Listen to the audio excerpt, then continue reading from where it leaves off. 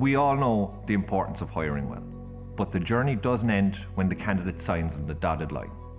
Over the past few years, great emphasis has been placed on the onboarding process to ensure a memorable and effective induction.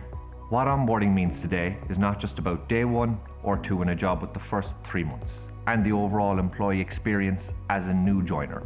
But before we look at the onboarding process steps, let's look at why it's important. Today's competitive market is largely candidate driven.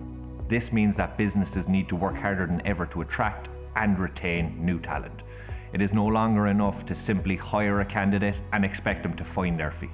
Thought and consideration must be put into their induction and first few months in the role. Research suggests that candidates that have a negative onboarding experience are twice as likely to look for other jobs in the future, while a positive experience can increase new hire retention by 82%. A slick onboarding process is not just beneficial to the candidate, it can also provide value insight for the business and HR teams. The basic principles, which we will look at next, will help to highlight your strength as a business as well as your weakness, particularly at feedback stages. Approaching the onboarding checklist with the basic principles will set everyone up for success. Number 1, start ahead of time. Whether you have a physical or virtual onboarding process, you should be building a relationship with the candidate. This might involve regular calls, conversations, or emails to keep them up to date while planning for their arrival. This builds excitement and helps alleviate day 1 anxiety. Number 2, get off to a good start.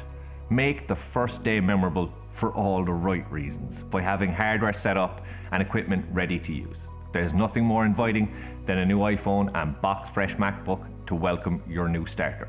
It has also become a social media trend. Just check out #onboarding. In the first week, also be sure all the introductions are made. If not face to face, then by email. Number 3, team talk. The employee onboarding experience only happens once and requires planning and support across the business. Since onboarding can be a 3-month process, think about the stakeholders that need to be engaged to deliver a warm welcome. Can you pair the candidate up with an internal mentor or buddy? What more can you do as a business to ensure they feel valued from the start? The line manager particularly plays a prominent role in the onboarding process steps and should be prepared to put adequate time aside to support and welcome their new team member. Number 4, company culture. All good onboarding checklists include the basics: where to park, where to eat, and general code of conduct to give the candidate a head start. Getting to grips with the company culture is also important for newcomers. This extends to understanding the business values and objectives, achieved by taking the time to share the company vision and mission. Number 5, get off to a good start. As with onboarding best practice, it's important to have a constant dialogue with your newest team member. This means frequent meetings and conversations to ensure their expectations are being met and they're easing into the workplace in a successful way. As you near the end of their 3-month milestone, be sure to ask the employee for feedback to help ensure you are on track and continuing to learn and improve the onboarding process for everyone. When you're in an employee-facing role, be it a manager, HR professional, CEO, or otherwise, it's important to have a degree of empathy and compassion, also known as taking a human-centered approach. This mindset involves putting people at the heart of a business. It extends from customers through to suppliers and employees. In doing so, the aim is to be a more intuitive, responsive, and forward-thinking organization. This can impact productivity, turnover, employee retention, brand loyalty, and many other areas. It's no wonder that a human-centered approach to problem solving is becoming more widespread. We'll look at how businesses can adopt a more human-centric approach through design thinking, even in these uncharted times we find ourselves in.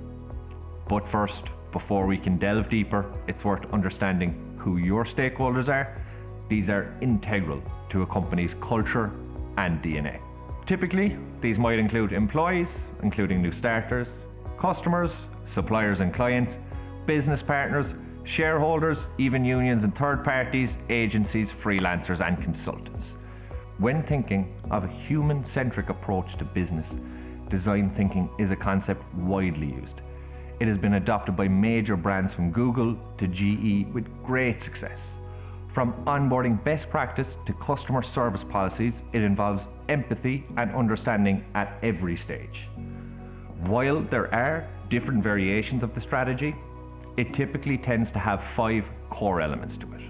And whether you're dealing with IT teams, hiring managers, or new employees that are onboarding, these core principles can be widely used and adopted for business success. Number 1, exercising empathy. At the first stage, design thinking invites you to empathize with your user or audience. We prefer to call these stakeholders, which we identified earlier. If there's a problem to overcome, putting yourself into the user's shoes is a great place to start, since it's about understanding issues from other perspectives. This is key to a human-centered approach to problem solving of any kind. Number 2, defining needs, problems, insights. The next stage is identifying the problem, calling upon your previous observations to guide you. For instance, virtual onboarding may be a challenge in the current climate, or lack of face-to-face interaction with colleagues.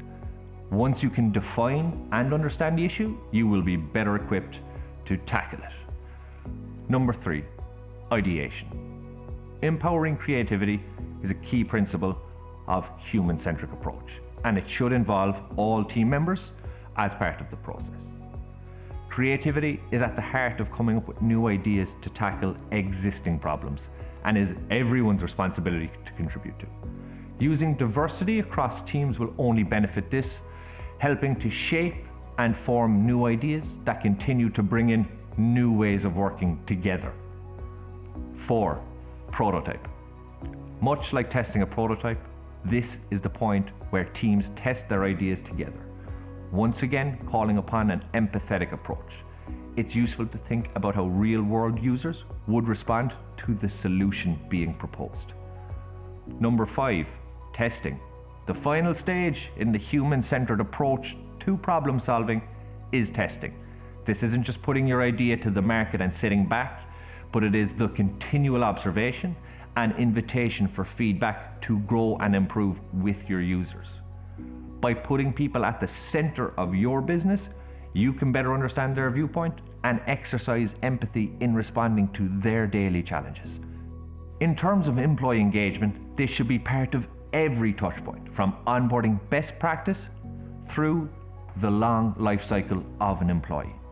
Organizations that value this approach will continue to push boundaries and stay ahead of the competition.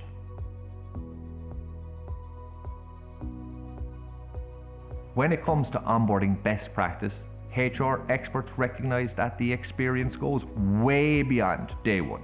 Onboarding, in fact, is the 3-month introduction period, when new team members are eased into the business with the best possible care and consideration, setting them up for long and successful careers within the company.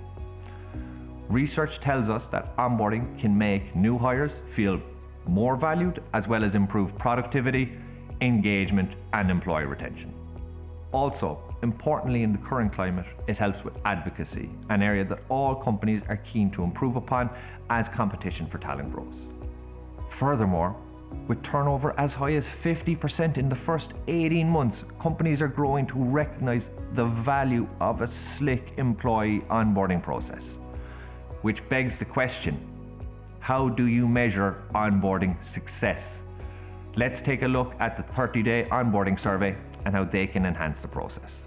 The first 30 days in a new job are the most critical in terms of hitting the ground running. In this short period, priorities are established, team members are met, and the individual is indoctrinated into the company culture. Importantly, clear and measurable objectives should be set within a support framework. Simply put, the first month is about laying down the foundations for success, and even right now with virtual onboarding, there are high expectations for this to be met. The 30-day milestone is the perfect opportunity to review onboarding. Using the trusted Talavest methodology, there are 4 areas for reflection. These are recruitment, induction, training, and employee experience to date. One of the most effective ways to gather insights is through a 30-day onboarding survey. This will provide key insights around the 4 core elements in employee engagement and retention as follows. Number 1, assessing how engaged and interested the new hire is. Number 2, understanding how well they've integrated into the company. Number 3, measuring how quickly they're fulfilling their roles and responsibilities. Number 4, judging their commitment and likelihood in staying in the role. Feedback at this early stage is essential in addressing any potential issues early on and finding viable solutions to retain and engage the talent. The onboarding survey results are as much an employee check-in as an opportunity to review any necessary interventions. For instance, is the team member getting the support they need? Do they require additional training? And other measures that may need to be put in place to ensure a successful hire. Okay, so there you have it. I hope you found this useful. We have a downloadable version of this presentation, which includes much more information regarding surveys. You can download it using the link around this video.